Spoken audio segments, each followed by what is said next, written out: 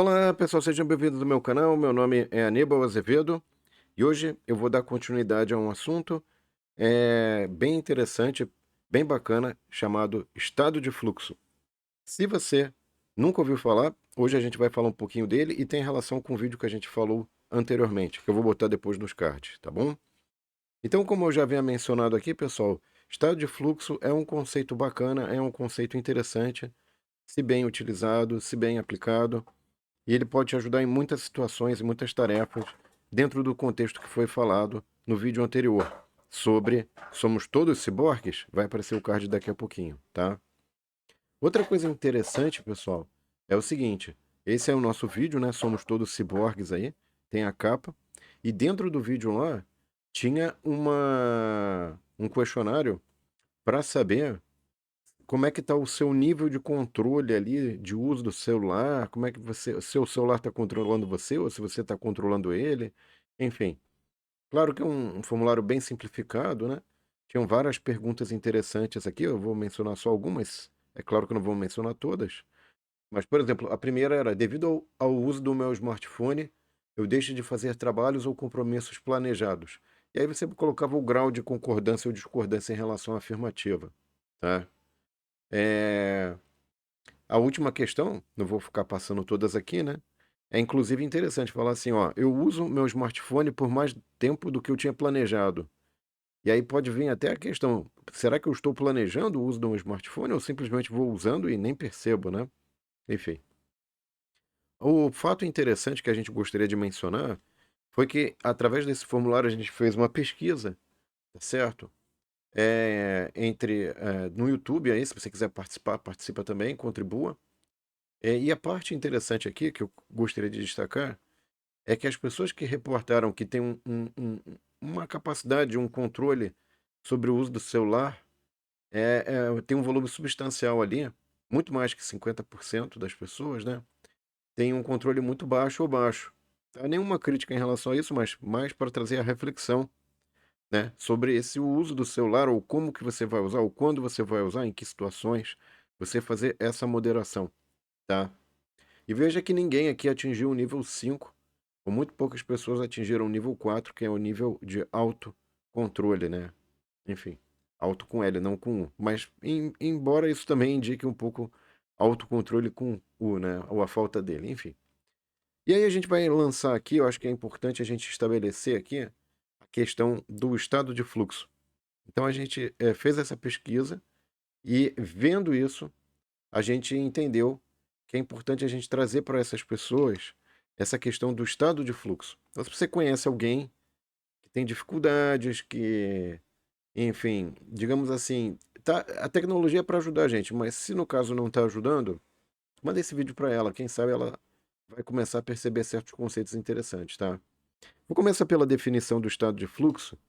Ele é conhecido também como flow ou flow state, tá? É um estado mental em que uma pessoa está totalmente absorta, ou seja, absorvida, né, em uma atividade. Então ela consegue se concentrar de tal maneira que ela não percebe, inclusive, o tempo, perde a noção do tempo e não se distrai.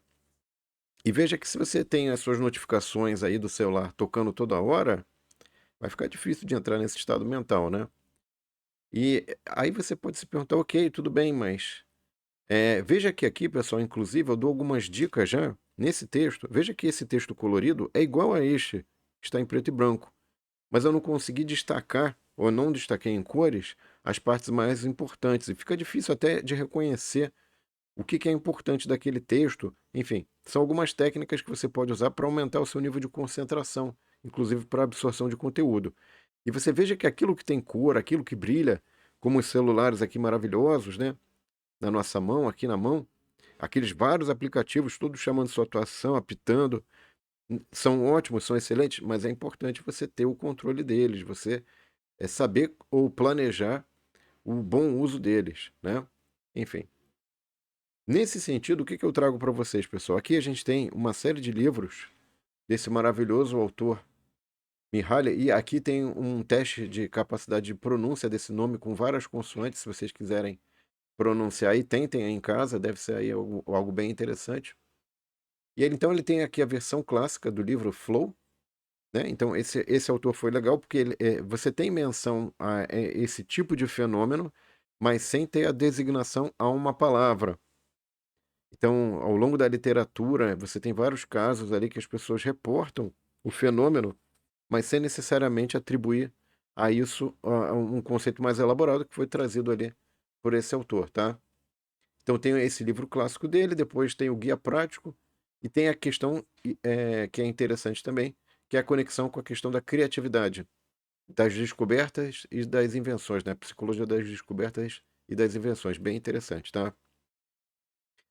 E o ponto importante, pessoal, é que esse flow state é um estado que vai dar energia para a pessoa, ela vai ter foco total e com isso ela tem uma energia, digamos assim, quase infinita para realizar o que for necessário, né? Perdendo inclusive a noção do sentido de espaço e tempo. O que que a gente tem que tomar cuidado? Isso traz coisas interessantes? Traz. Vamos mencionar algumas, né?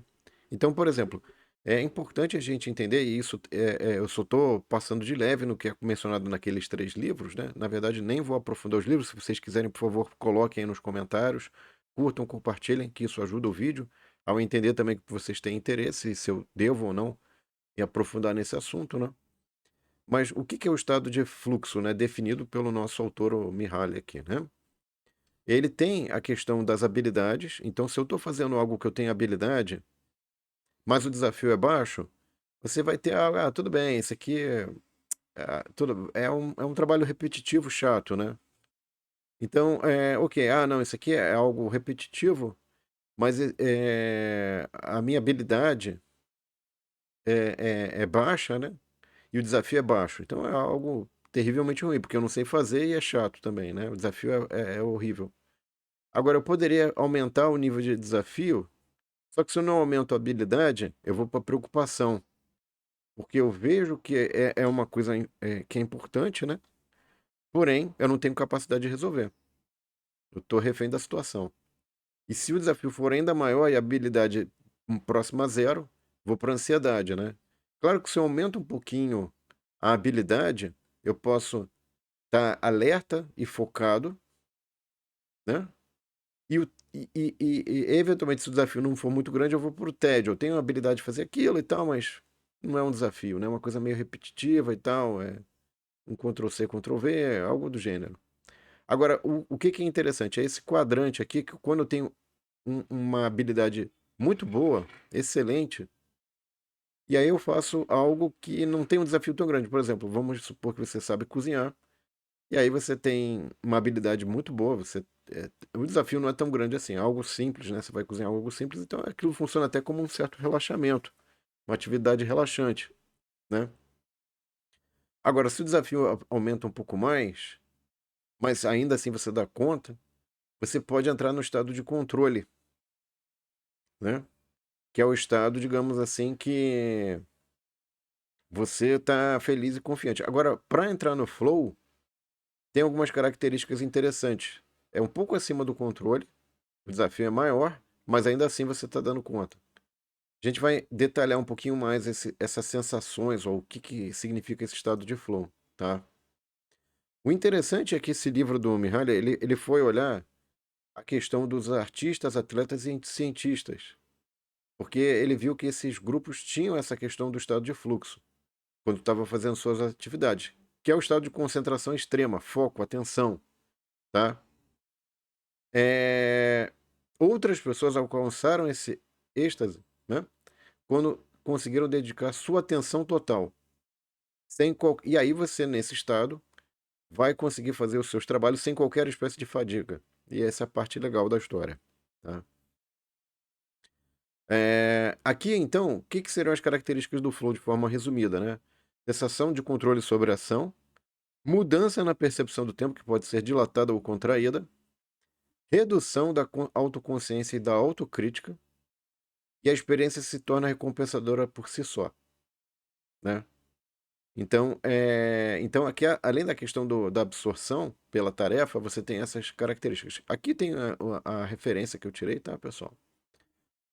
Porque, enfim, eu tirei esse diagrama de lá. Requisitos para atingir o estado de flow. Quer dizer, você não vai conseguir chegar e falar, vou apertar um botão aqui, agora eu já estou em estado de flow e tal. né? É complicado. Mas quais são a- os elementos que são interessantes você ter para propiciar esse aparecimento do estado do flow? O desafio tem que ser equilibrado com a sua habilidade. Você tem que ter objetivos claros. A sua concentração tem que ser intensa e focada no momento presente, tá? E autofeedback seria retroalimentação, né? Imediato. Retroalimentação imediata. Saber se você está indo bem na tarefa. Ah, eu estou indo então continuo fazendo. E aquilo vai. Ah, eu estou indo bem, eu estou fazendo, estou indo bem, estou fazendo. Né? Isso tem relação com outras coisas interessantes que eu vou mostrar agora. Tem esse livro aqui muito interessante do Adam Smith, que é o ícone da economia moderna, né? Inclusive está mencionado aqui livros que mudaram o mundo, né? A riqueza das nações. E eu gosto de um trecho que eu acho que vai ser bem útil para a gente nesse contexto aqui, que é esse aqui, ó.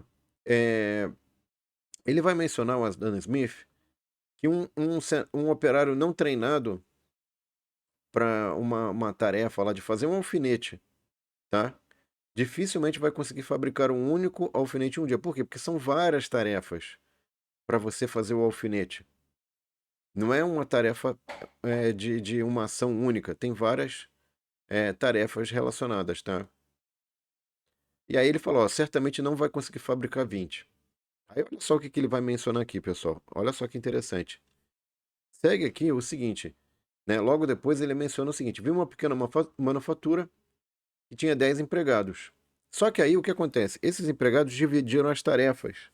Então cada um executava duas ou três tarefas diferentes. Ou seja, ele mudava as tarefas, que ele tinha que fazer o alfinete, mas não mudava tanto. Então você meio que deixava o operário num estado de fluxo, né? Então, embora eles não fossem hábeis, olha só o que ele fala ali, ou não tivessem particularmente treinados para o uso de máquinas, conseguiam, quando se esforçavam, fabricar em torno de 12 libras de alfinetes por dia. E aí ele faz a conta aqui, isso dá mais ou menos o seguinte: 10 pessoas conseguiam produzir 48 mil alfinetes por dia, ou seja, 4.800 alfinetes por pessoa por dia. Sendo que se você voltar no antes ali, um operário dificilmente fabricará um alfinete em um dia. Por quê? Porque ele tinha que fazer uma tarefa, depois outra tarefa, depois outra tarefa. Ele ficava trocando de tarefa, ele não conseguia focar a atenção dele e ele tinha que. Pô, e agora? O que é que eu tenho que fazer aqui? Peraí, deixa eu ver. Aí travava tudo. Você vê que isso é uma das raízes. Aí o livro tem várias coisas interessantes da questão da produtividade, da riqueza das nações. Enfim. Aqui então, pessoal, outra coisa que eu queria mencionar. Então você veja o seguinte, eu estou focando, estou eliminando tarefas, estou focando em algumas tarefas, consigo atingir o estado de fluxo. Aqui, ó, a música como facilitadora do estado de fluxo ou flow no tênis de alto rendimento, né? Então aqui tem o link, quem quiser depois dar uma olhada, tá? Também bem interessante, ok? E aí, agora só que tem que tomar um cuidado. Não é só benefícios, né? Você tem algo que, enfim, pode ser bacana, pode ser interessante, o estado de fluxo pode ser interessante, mas eu botei aqui o efeito dominó, vamos falar assim, né? Então aqui tem um dominózão pequenininho, ele vai derrubando peça, peça, peça, peça, peça, peça, até que derruba uma peça gigantesca do tamanho quase de um prédio aqui, né? Parece que não vai derrubar, enfim, tem vídeos no YouTube, tá? Aqui eu tenho peças também, dominós bem longos, né? E aí o pessoal filma, faz essas coisas maravilhosas. E aqui tem um outro conceito de efeito dominó com colchões e pessoas, né? Enfim. Criatividade não falta, mas aqui tem um simbolismo implícito de que se eu entrar em estado de flow, ou várias pessoas do meu lado estão em estado de flow, ou como é que eu deixo outras pessoas em estado de flow? Enfim, a gente vai falar um pouquinho das consequências inesperadas. Vou falar um pouquinho aqui sobre essa questão aqui, tá?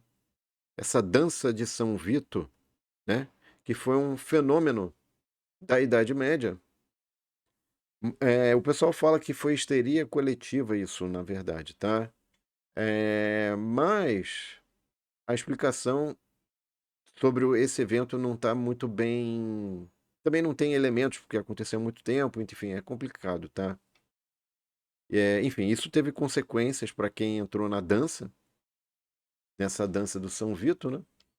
E, enfim, tem a reportagem aqui. Eu vou mencionar um ponto aqui para a gente entender um pouco melhor o que foi essa dança de São Vito. Então tá aqui, ó. Um dia escaldante do verão europeu, em julho de 1518, uma mulher chega a uma praça em Estrasburgo, na França, e começa a dançar, tá? E aí, olha só o que vai acontecer. Ela dança assim por cerca de uma semana. É isso mesmo que você ouviu. Uma semana, não é uma hora, não é um dia, que já seria algo muito grande. Uma semana. Ocasionalmente cai de exaustão, mas logo se levanta e segue ignorando dores, fome e vergonha. Quando ela é levada da praça, já é tarde demais. Outras pessoas haviam passado a acompanhá-la. Em agosto seriam centenas de pessoas dançando sem parar. Então, enfim, eu acho. Aí deixa o seu comentário. Se você quiser, enfim. Se você tiver outras razões, você pode falar assim: ah, não acho que seja estado de fluxo. Isso daí é uma outra explicação. Então, ponha nos comentários, por favor. Vai ser interessante para a gente fomentar a discussão, tá? Outra questão que a gente queria colocar, pessoal, é a concentração sem a coordenação, tá? Aqui eu botei o filme do Tempos Modernos, do Charlie Chaplin. É um filme bacana, é um filme interessante, né? Acho que vale a pena assistir. Aqui eu botei no formato de quadrinhos para não ficar passando filmezinho. E a ideia aqui é que ele está na linha de montagem. Então a linha de montagem é aquela coisa da especialização, focar, entrar entre estado de fluxo, altíssimo rendimento. Só que, em um dado momento, a, a, a, a ferramenta dele trava. Essa ferramenta travando gera uma série de consequências aqui não muito positivas. Colegas dele vão falar: pô, você está atrasando a gente aqui e tal. E eventualmente depois tem o chefe aqui que aparta a briga, né? E fica de olho nele ali para ver se ele não vai travar. Mas o problema é que não é um problema dele, é um problema da ferramenta que ele está usando que trava, né? Enfim, é como tentar editar vídeos com um computador que não tem as condições necessárias. Vai travar, é culpa do cara que não está sabendo operar. Talvez, mas não só isso, né? Enfim, então é a concentração sem coordenação, sem uma boa comunicação. Você está deixando todo mundo muito eficiente, mas sem uma coordenação, sem uma comunicação eficiente, isso pode ocasionar muito estresse, tá? E aí, por que eu estou falando disso? Porque eu propus aí para os nossos alunos, que estão nos acompanhando nos nossos cursos, projetos que vão levar à produção de vídeos. E antes de começar a fazer, é legal que vocês tenham também ferramentas adequadas para a boa gestão dos trabalhos, das pessoas. Ah, vou fazer essa tarefa, vou focar nisso. Fazer a comunicação, fazer a sincronização, fazer a organização de quando e como cada tarefa vai ser combinada. Então aqui tem várias sugestões, né, de ferramentas. Depois vocês podem digitar no Google e descobrir como que elas funcionam, como é que pode ser usado, tá? Esse aqui, inclusive, foi sugestão de um dos alunos. Agradeço aí, muito obrigado. Né? Ela tem várias enfim, ela não tem só o controle de tarefas para grupos de pessoas executarem projetos, né? Mas também ela traz questões de desenho, de design, bem bacanas, tá?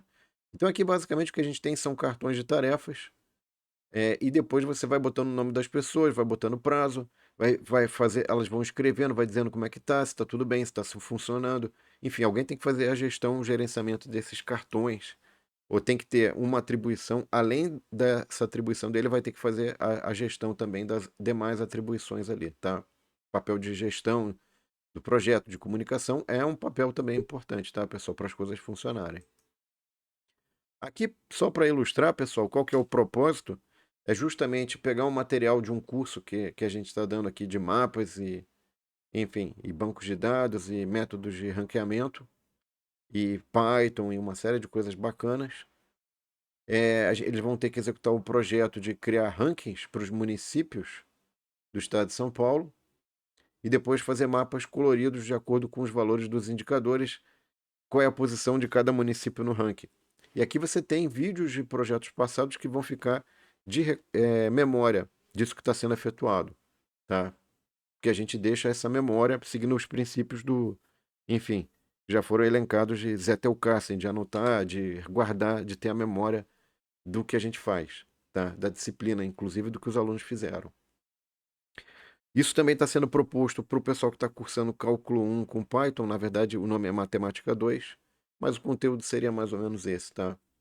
E eles vão ter o projeto ali que envolve o paradoxo de Zenão. Se você quiser dar uma olhada na descrição do vídeo, tem o link para esses dois cursos e tem para os projetos também. É bem bacana, é bem legal. E tem os videozinhos da turma que fez isso ano passado. Enfim, tem várias formas de abordar, de criar vídeo, e é bacana porque pode trabalhar essa questão da criatividade também, tá? Só para dar aqui alguns insights.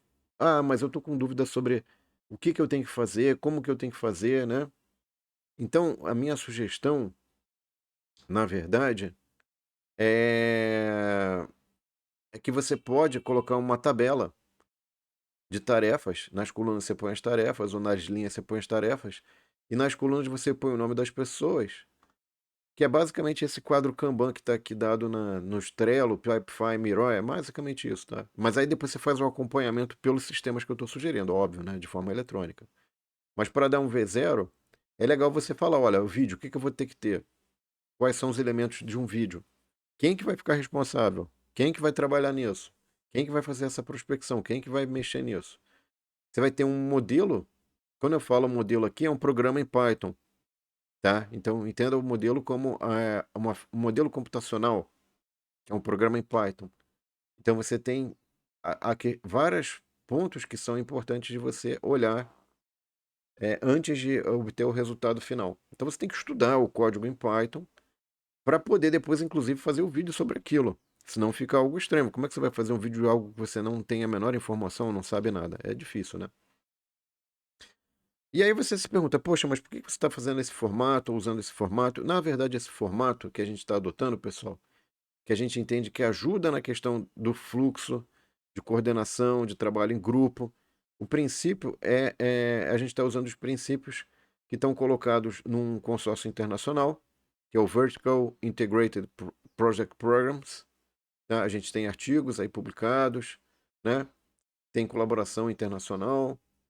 E não só isso, a gente já está fazendo isso em outras frentes, em outros, unindo disciplinas, não olhando só uma disciplina isolada, mas conectando disciplinas e fazendo projetos que usem conceitos de outras disciplinas, sendo que todo o material das disciplinas fica online. Então aquela coisa de, eu esqueci o que foi dado lá, não tem problema mais, porque já tem o conteúdo disponível online, a pessoa pode retomar, pode recuperar, pode relembrar e colocar nos projetos.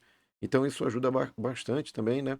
Aqui é um projeto que é relacionado à pesquisa operacional, que inclusive vai ser colocado como o segundo projeto da disciplina ali de Criando o Mapa Verso. Tá? Aqui, pessoal, deixa eu mutar aqui, pronto, mutei. Isso aqui são slides que eu aproveitei. São slides que eu aproveitei. Aí tem um robozinho falando que a gente fez essa apresentação de toda essa metodologia que a gente está fazendo, de vídeos dos alunos ajudarem a construir o material, e isso fica dentro da disciplina, né? A gente uniu o conceito desse VIP, né? Que é você ver pesquisa, extensão, ensino de maneira integrada, e não só isso, integrando várias disciplinas, né? Durante vários semestres, olhando questões de pesquisa. Então, e também colocando essa coisa do aluno produzir o vídeo, isso ficar dentro da disciplina, isso ser colocado dentro do material de disciplina. Então, eu extraí os slides dessa apresentação, né, que a gente tem esse conceito aqui do VIP com aprendizado por reforço. Então, os vídeos também são colocados dentro das redes sociais, dentro do YouTube, do LinkedIn. Então, isso ajuda de alguma forma a criar um reforço positivo para a pessoa que está, pô, eu vou ajudar a construir um material da disciplina também. Isso vai ficar para os próximos, enfim. Códigos Python, uma série de elementos, tá? A gente chegou a fazer um livro sobre essa iniciativa, junto com os alunos, que inclusive deu origem ao material do curso Criando Mapa Verso, tá? Tem o site ali do Criando Mapa Verso.